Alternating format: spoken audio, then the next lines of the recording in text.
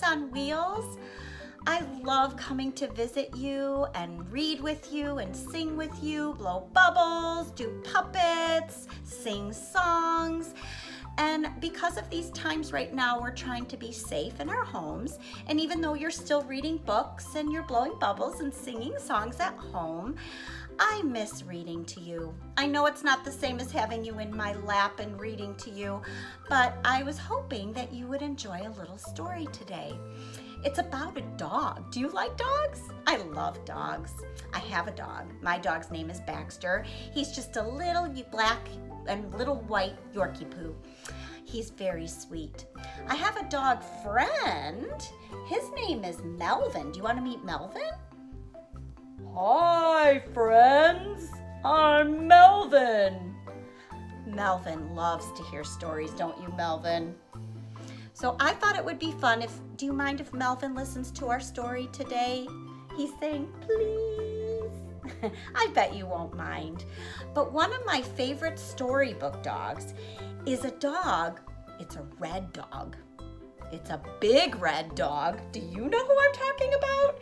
It's Clifford. Clifford, the big red dog. Clifford, can you say hi to the friends? Hi, friends. How are you? Clifford, do you want me to read the story about you? He does. He wants me to read the story to you about how he became a big red dog. Can you believe he wasn't always big? Let's find out what happened.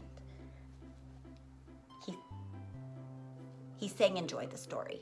Okay, we'll enjoy the story. Here we go. It's a story by Norman Bridwell called Clifford, the Small Red Puppy. And many of you may remember that I need my glasses in order to read the words. Do you wear glasses to see better? Maybe you do. Well, it helps me a lot. Clifford, the Small Red Puppy. Hi, I'm Emily Elizabeth, and this is Clifford, my big red dog. He's really big, isn't he? Yesterday, my friend Martha said, I got my dog at a fancy pet store. Where did you get yours? So I told her how I got Clifford. When I was little, I lived in the city, and I didn't have a dog. Do you have a dog? One day, the man down the hall called us. His dog had puppies. He wanted to give me one. One puppy was smaller than the rest. The man said, don't take him. He's the runt. He will always be small and sick. But I love that little puppy. He needs me. Do you see him in there? He is the littlest one. And it doesn't matter that he's the runt. My little Baxter was the runt in the litter, and he's the best dog ever.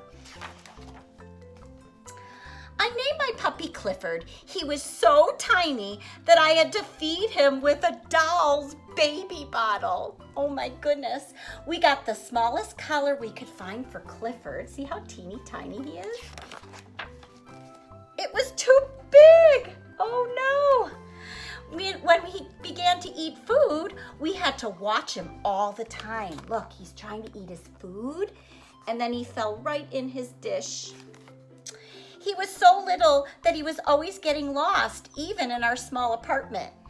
Look at Emily Elizabeth's dad is putting on his boot, and there he's going, arf! Where do you think Clifford is? You're right, inside her dad's boot. Daddy said Clifford was just too small. He didn't think he could live through the winter, and it made me very sad. That night I told Clifford, I wish he would grow to be a big, healthy dog. I told him I loved him. The next morning, he looked a little bigger. Do you think her wish might come true? He seemed to have an easier time eating his dog food, and his collar wasn't so loose. In fact, by the time Daddy got home, that collar was too small. Look how big he is now. By bedtime, Clifford's tiny basket seemed a little too small for him. So I let him sleep on my pillow again. That was a mistake. Look, he grew so much, he pushed her right out of bed. Next morning, Mommy thought Clifford looked different, and Daddy said, I think he's growing. I decided to take Clifford for a walk. At the corner, I saw a big dog coming. I knew I should pick Clifford up so the big dog couldn't hurt him. But I shouldn't have worried. Look how big he is now. Clifford really was growing. We ran home to show Mommy how big he was. Had our apartment door grown smaller? Daddy couldn't believe it. We put Clifford in the garden to sleep that night. He's so big now. In the morning, the lady upstairs called us. It was about Clifford. In fact, all the neighbors were starting to notice him. The landlord called the police.